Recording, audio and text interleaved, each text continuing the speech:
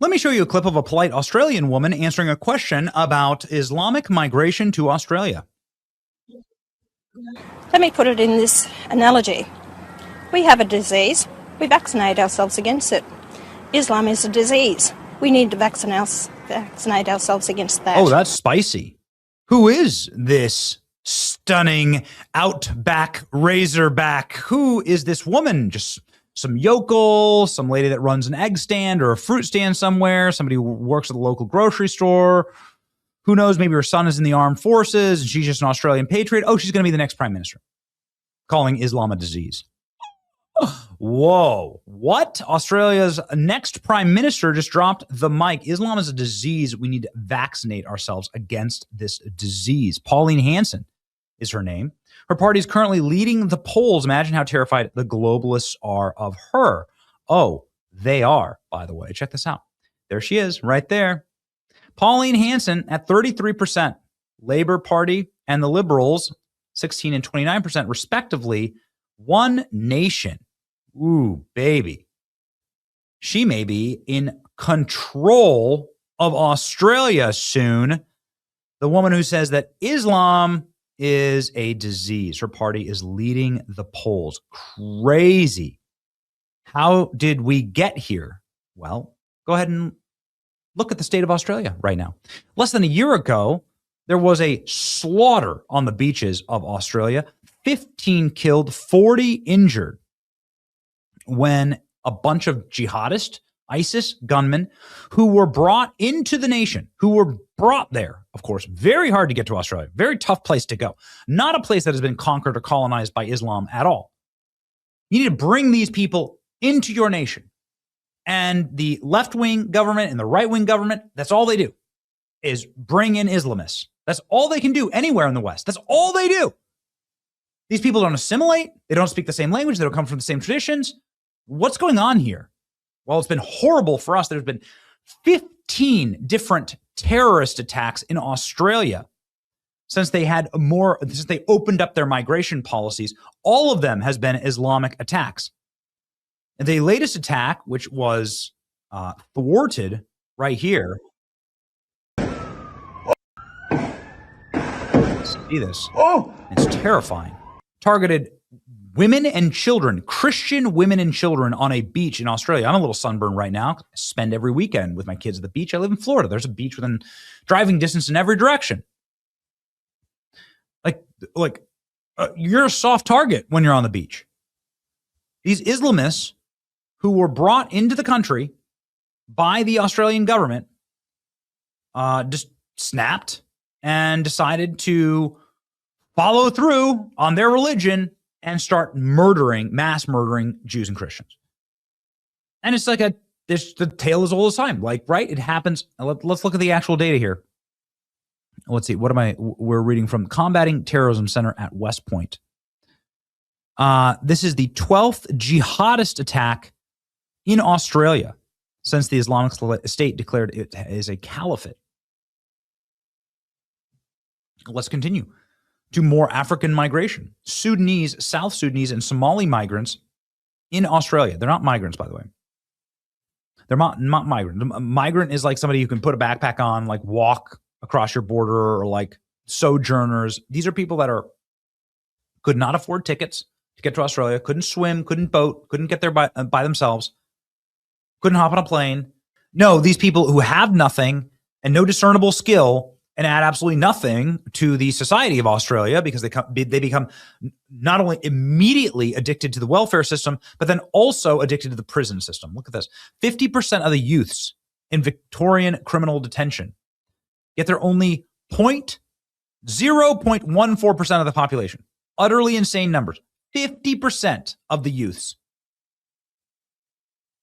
Problematic wherever they go. No magic soil. We aren't the same. Scotland, Australia, USA, England, worst migrant group imaginable.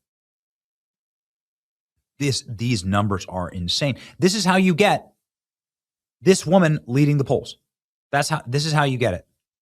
Go to breaking news now. Exclusive fresh polling tonight reveals One Nation leader Pauline Hanson has surged to become the nation's preferred Prime Minister for the very first time, shattering decades of major party dominance. Let's go to our federal politics reporter Connor McGovern, who's in Canberra for us this evening. Connor, this is the second milestone for the party in as many weeks. Evening, Pete. This is a stunning and a seismic U-turn for someone who was previously one of the most unpopular politicians in the country. Resolve political monitor polling for our colleagues at the Sydney Morning Herald and The Age for the first time finding Pauline Hanson is now first choice for the top job. Wow. Way to go, Australia. You know, there's only going to be so much of this that's allowed. People are going to snap. People are going to break. We'll see if it gets too late. Like in England, I think it's too late. I don't know. I guess we'll see. But in the same thing in England, you have Reform and Restore Britain, both leading in the polls. Paulina stayed consistent with a message for 30 years. She's probably the first politician that's incapable of being corrupted. Our voting system may keep her from gaining power, but she's definitely the voice of everyday Australians, is what people are saying. Lefty tears. People are making memes now. Pauline Hanson. Objects in the mirror are closer than they appear. The Crusades. That's right. You're right. Okay. Pauline Hanson is saying, and let's go ahead and give her a follow, based. For far too long, Australians have been told to sit down and be quiet and accept decisions made about their country without ever being asked. One Nation has spent 30 years refusing to do that.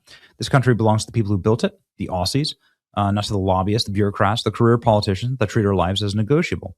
Australians are done being ignored. We will take our country back. It's amazing how this language reflects the language. Something's rotten with this Labor government.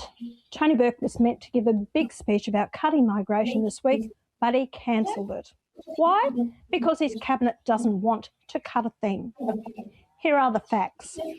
Labor has brought in more people than any time in our history, 1.5 million in just 4 years. That's double the population of the Gold Coast and triple the size of Tassie.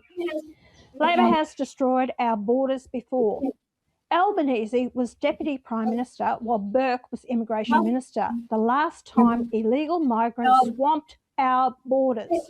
The same two men. And we saw in Spain what happens when a country cannot control its borders. Now Burke is fighting his own cabinet, the unions and the Greens. He wants to look like he's cutting migration. But so she's just like these firm anti-migration good. This is winning. This is winning across the globe. England, America, 50,000 young Muslim men swamp a Spanish territory. We have a significant job ahead of us to ensure those boats don't end up back here in Australia. Ooh. Ladies and gentlemen. It's amazing to see. Pauline Hanson once warned, we are in danger of being swamped by Muslims who bear a culture and an ideology that is incompatible with our own. It looks like she's going to be Australia's next leader. Podiums. It's about belonging, respect, and culture of being swamped by Muslims who bear a culture and ideology that is incompatible with our own. I love my country, culture, and way of life. My pride and patriotism was instilled in me from an early age when I watched the Australian flag raised every morning at school and sang the national anthem. You know, she kind of has the same hair color as Donald Trump. Same haircut, too.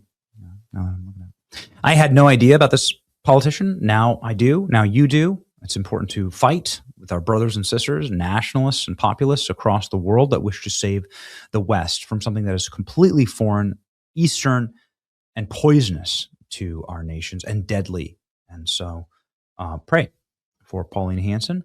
And man, there are good trends and good signs and bright lights if you know where to look all across the globe, ladies and gentlemen. Keep fighting. It's your boy Benny. Like, share, and subscribe.